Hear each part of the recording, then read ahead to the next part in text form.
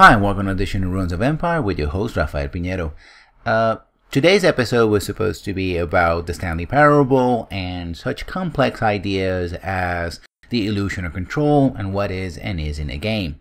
But I had to scrap that audio, so I have to start all over again. In the meantime, I thought, wait a minute. I am playing KOTOR because I got on GOG and said, you know what?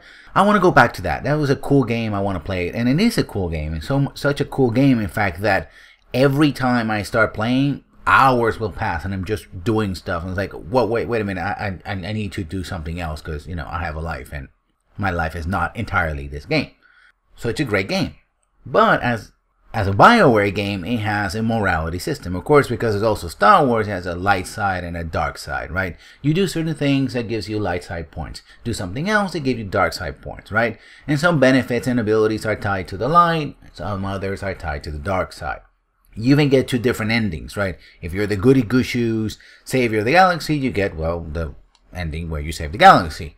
If you don't, then you become the conqueror of the galaxy, the evil, rotten person to the core kind of person, right? Kind of thing, right? And this is very common.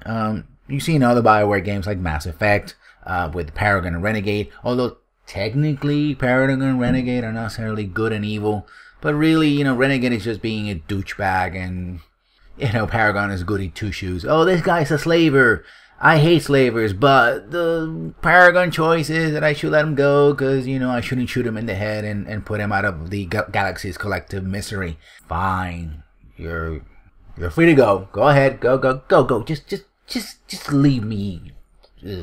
Just leave already, right? It has that situation, right? And one of the reasons why you have a problem, many people have a problem with morality systems, is that they're very, very meta, right? They're easily gamed, right?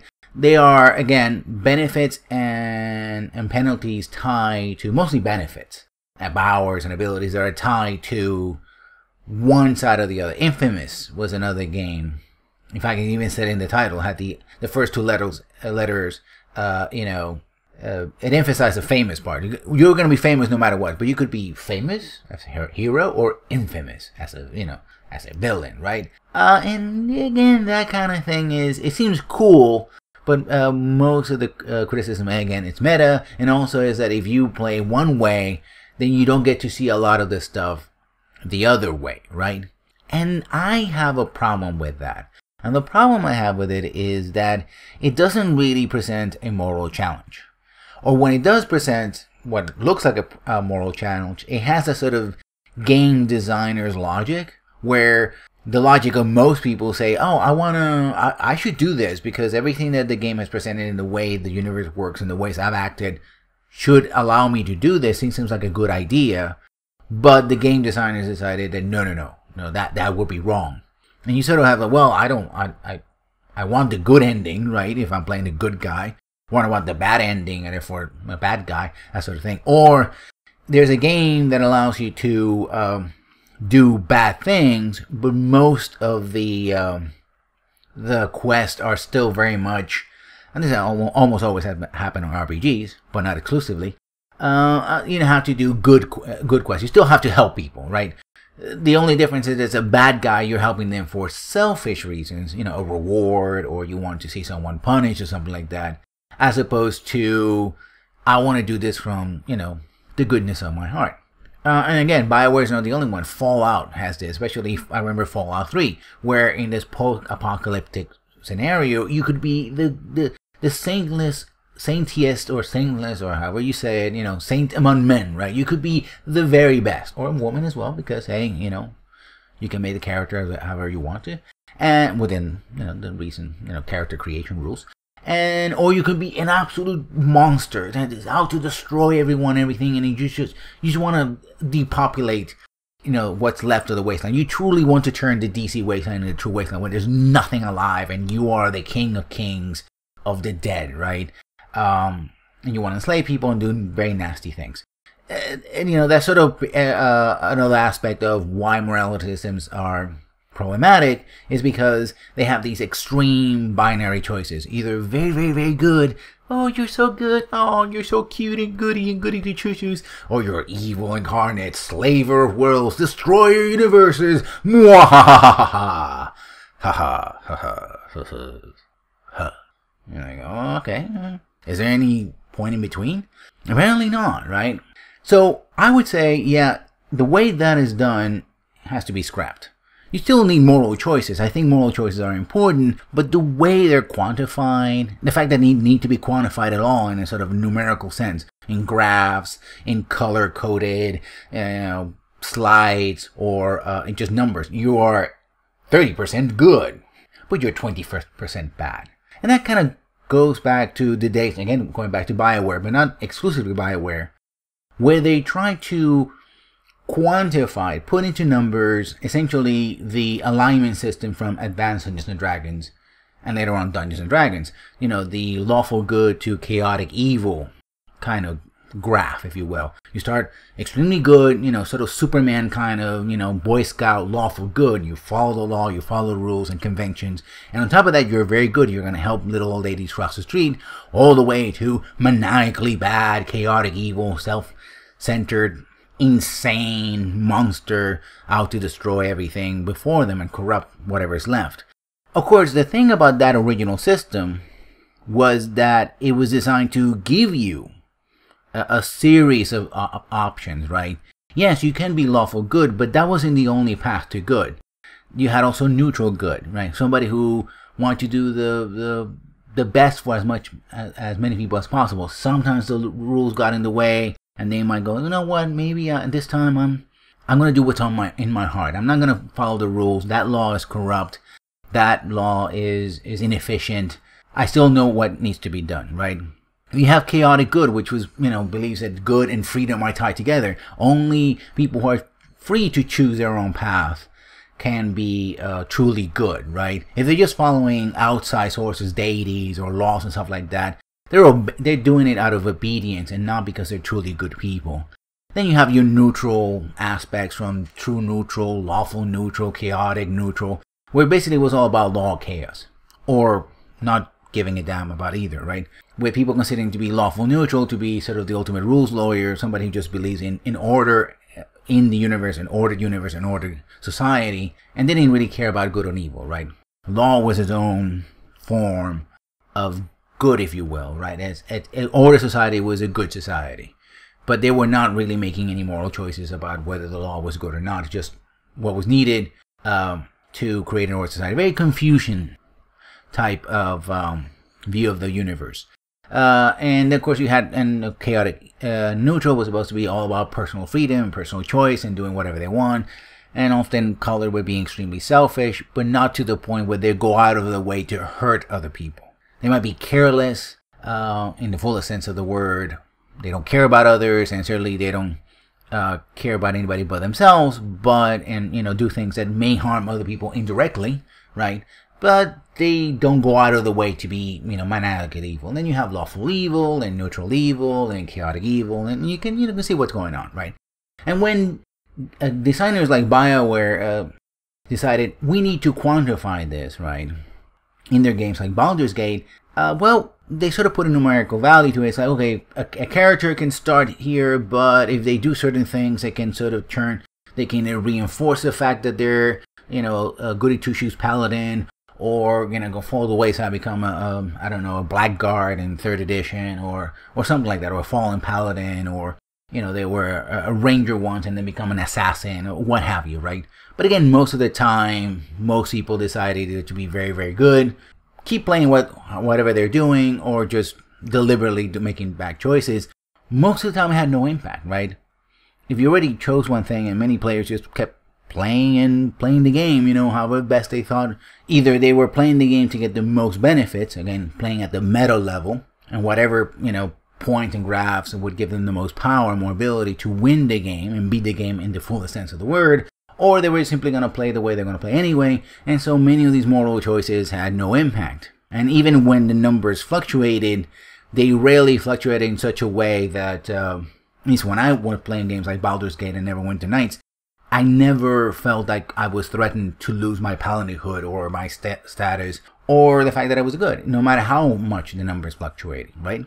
Then you have games like, again, going back to KOTOR, where they started having this Machinian or That's how you say it, Machinian, arbitrary light side, dark side kind of thing, where it's all or nothing, right? And yeah, it helps you track what's going on, but it gives you the problem we just mentioned before, which is either you go one way or the other. There's no middle ground.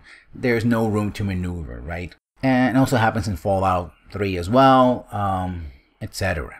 So I think that kind of moral choice system, that binary moral system, doesn't work and should be ditched, right? There's another sort of morality system that's going on. Games like, for example, Far Cry. And I call it sort of the internal monologue moral system, where the characters are forced to do certain distasteful things, and their inner monologue, the character out loud or to themselves says, "Oh wow, that sucks. I had to kill this." And, the character goes like, "Ugh, I'm eviscerating a zebra. Ugh, I don't like this. Cold PETA, I feel like I should take a bath or something. Or I just pop somebody in the head." It's like, oh man, I didn't want to do that. But the problem with that is that although we're getting a hint of the players, the character, not the players, the character's morality, what they like, what they don't like, and what they object to, it has no effect on the game unless you're put in a very awkward situation where you have to make these grand choices, right? Which is another aspect of moral systems. Like, oh, you save this person or you go and get this reward, that kind of thing. All or nothing. Which, ironically, it also occurs in games that track your moral values. But then it becomes sort of like the trope of the golden snitch, right? Where it's the kind of decision is so big, so important, gives you so many points that it overrides everything you've done before. Like if you're playing Mass Effect, the first game, and you are playing Paragon, but good at Choo-Choo Guide, right? Blue all the way, you're the universe Superman, Boy Scout Superman, all wrapped up into one. Comes to final decision. Spoiler if people haven't played Mass Effect, the original game. I suggest you go and buy it and get it and play because it's a good game. I liked it very much. I recommend it. And you go there and you're like, yeah, I gotta make this decision. The decision is this. Either let the Galactic Council die and concentrate all your firepower on defeating the villain, or risk losing the fleet that came to help you in rescuing the Galactic Council, right? Regardless of how you played before up to that point, and up to all decisions made to that point, this decision basically is turned the big Renegade or the big Paragon decision, and it becomes the Renegade and Paragon ending. And that's it. The Renegade ending is people die in a certain way. The Paragon ending is that you try to save people, even under very difficult circumstances. And I think that difficult circumstances kind of thing is something that we're going to keep talking about. But we should not, again, it becomes very reductive. It's all or nothing, the big decision, everything that happened before, not important, kind of problematic. Of course, unlike the Mass Effect 3 ending, which I'm not going to talk about because I don't want to get into that. I really, really don't.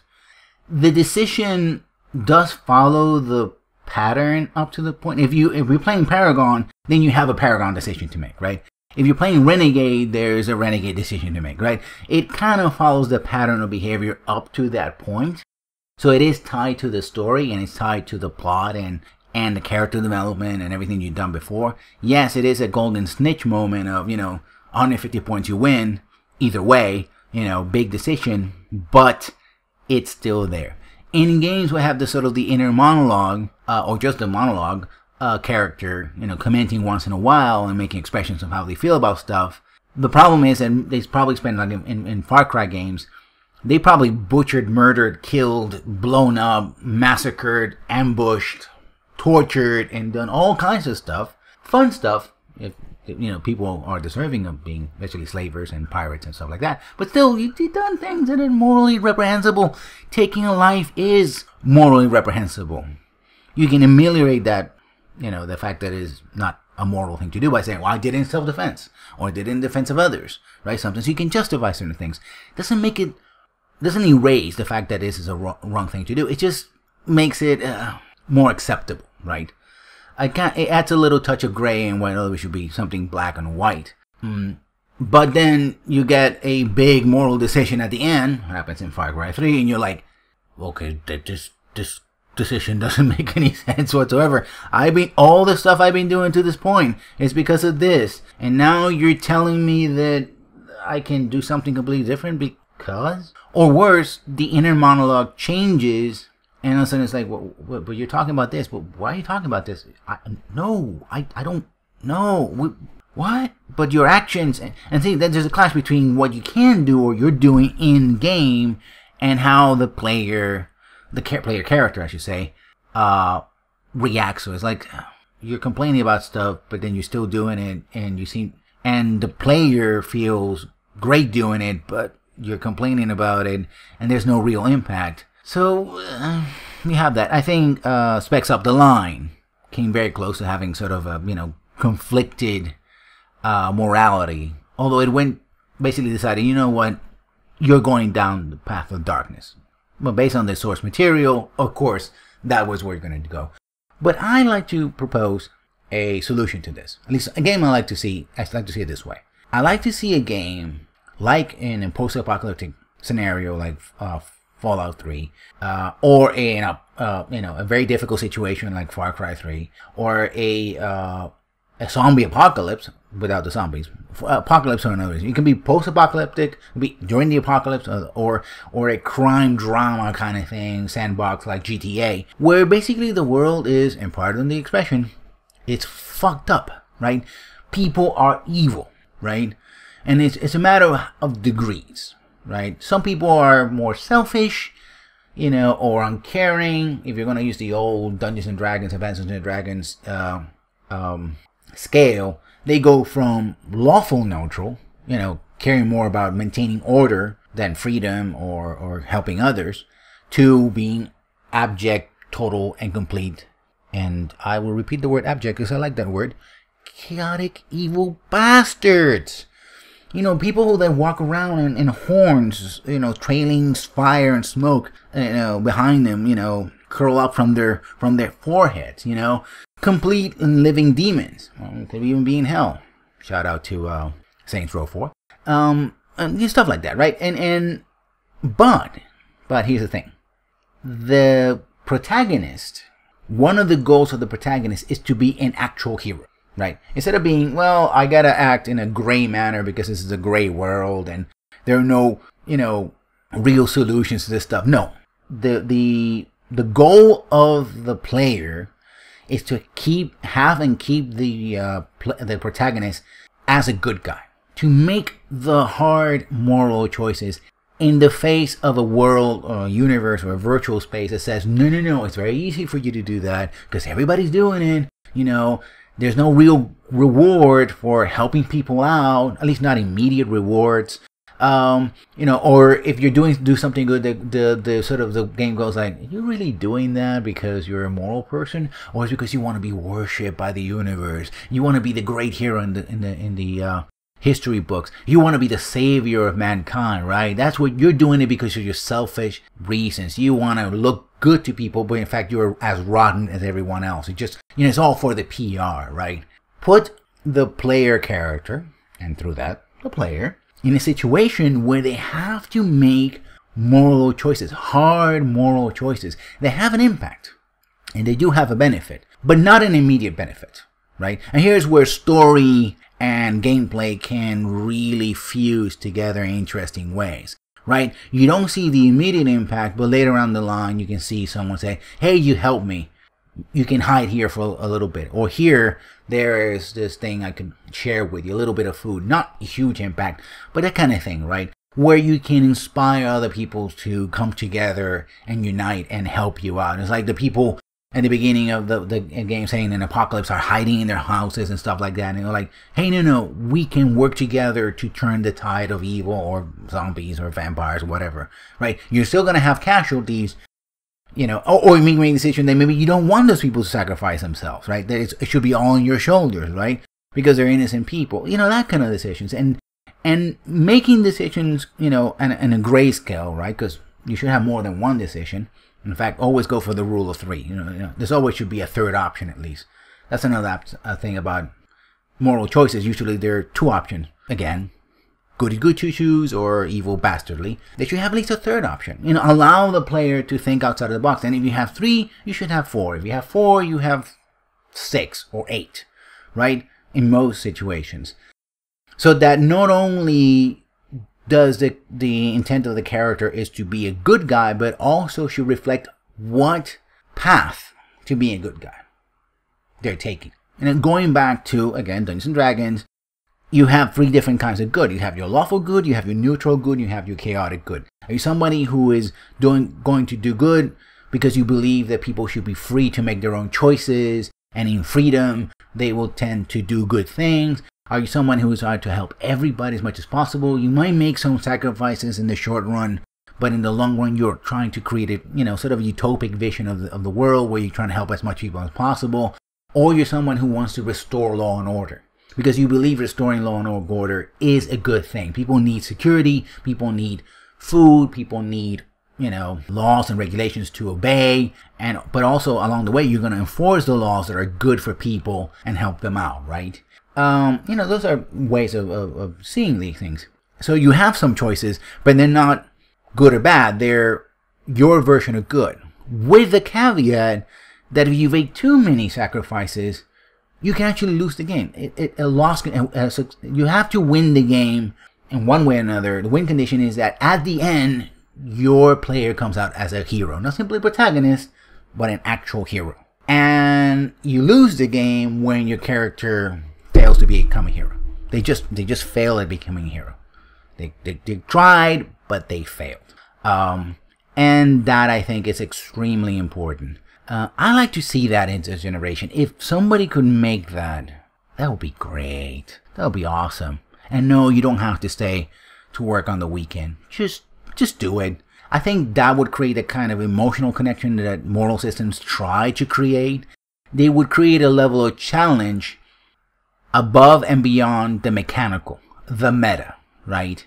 People are still going to try to, use meta thinking to get through things and look at wikis and stuff like that. But I think if you are willing to create a situation where you really are the hero, that I think will be something new and interesting and will bring back moral choice systems and moral systems in a new and innovative way.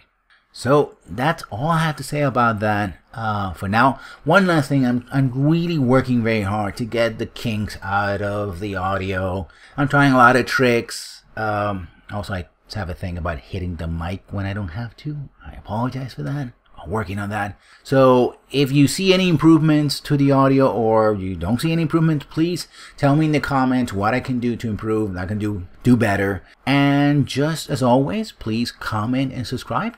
And I'll see you when I see you. Good night.